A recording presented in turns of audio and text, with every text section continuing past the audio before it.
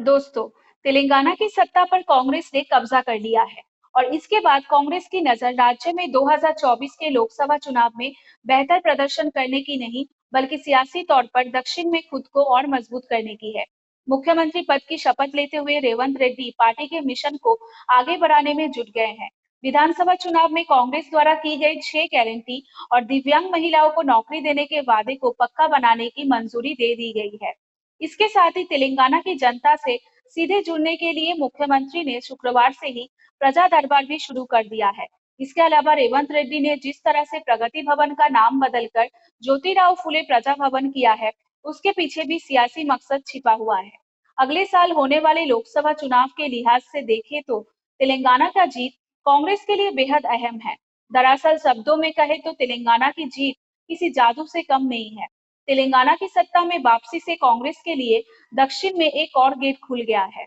ये वजह है कि मुख्यमंत्री बने रेवंत रेड्डी को शासन और राजनीति दोनों ही मोर्चों पर खुद को साबित करने की चुनौती है, क्योंकि लोकसभा चुनाव में अब 6 महीने से भी कम का वक्त बचा।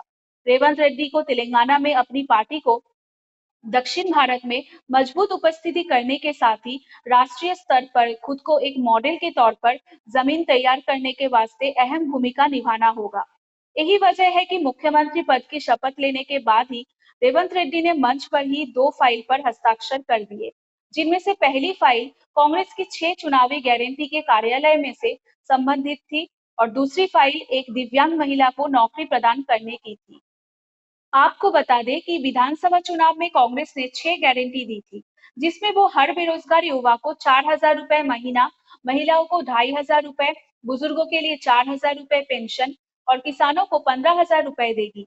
इसके अलावा 500 रुपए में गैस सिलेंडर, महिलाओं को बस में मुफ्त यात्रा, किराएदार किसान और कृषि श्रमिकों को 12,000 रुपए सालाना और राज्य के सभी लोगों को 10 लाख रुपए का हेल्थ बीमा मिलेगी। कांग्रेस ने भी वादों से केसीआर की बीआरएस को बड़े अंतर से हराकर सत्ता में आई है, जिसके चलते सरकार पर इन्हें पूरा करने का भी दबाव होगा।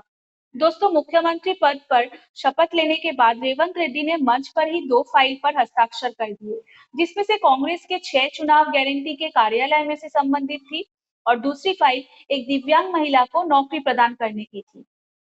रेवंत रेड्डी ने जिस तरह से मुख्यमंत्री आवास का नाम बदलकर सामाजिक न्याय के मसीहा माने जाने वाली ज्योतिराव फुले के नाम पर रखा है, उसे दलित और ओबीसी समुदाय को सियासी संदेश देने की ये कोशिश है।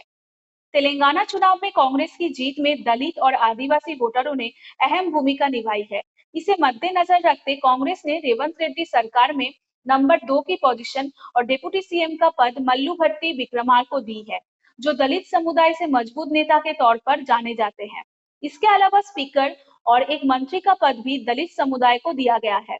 2 ओबीसी समुदाय से मंत्री बनाए गए हैं, तो एक आदिवासी समुदाय की महिला को जगह देकर जाति समीकरण को भी कांग्रेस ने साधने की कोशिश की है। दोस्तों, कांग्रेस का पूरा फोकस दक्षिण भारत में खुद को मजबूत करने की है, जिसमें पहले कर्नाटक की जीत और अब तेलंगाना में मिली जीत किसी करिश्मा से कम नहीं है। इन दोनों राज्यों के माध्यम से कांग्रेस पार्टी अगले 2 दशक की सियासत का एक बड़ा ढांचा खींचा है।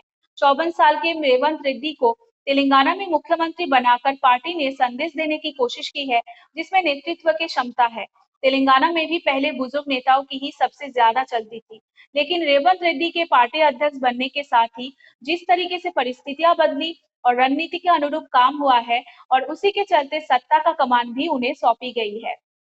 आपको आगे बता दें, रेड्डी ने अभी आश्वासन दिया है कि वो पिछले 10 वर्षों में कड़ी मेहनत करने वाले कांग्रेस कार्यकर्ताओं का ध्यान रखेंगे।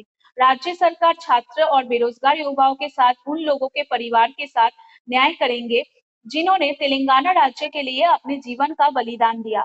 इस तरह रेवंत रेड्डी सीएम बनने के साथ फूक फूक कर कदम रख रहे हैं। नारी परिवार और शीर्ष नेतृत्व के साथ साथ तेलंगाना के कांग्रेसी नेताओं के साथ भी बैलेंस बनाकर चल रहे हैं। ऐसे में देखना है कि कांग्रेस के लिए 2024 में सियासी जमीन रेवंत रेड्डी कितना तैयार कर पाते हैं। नमस्कार, मैं हूं शांति और आप देख रहे हैं न्यूज गैरेज। अगर आपको हमारा वीडियो पसंद आए तो लाइक एंड शेयर जरूर करें और हमें कमेंट एंड सब्सक्राइब करना ना भूलें, क्योंकि दोस्तों आप ही हमारा हौसला है और इसी तरह हमारा साथ देते रहिए।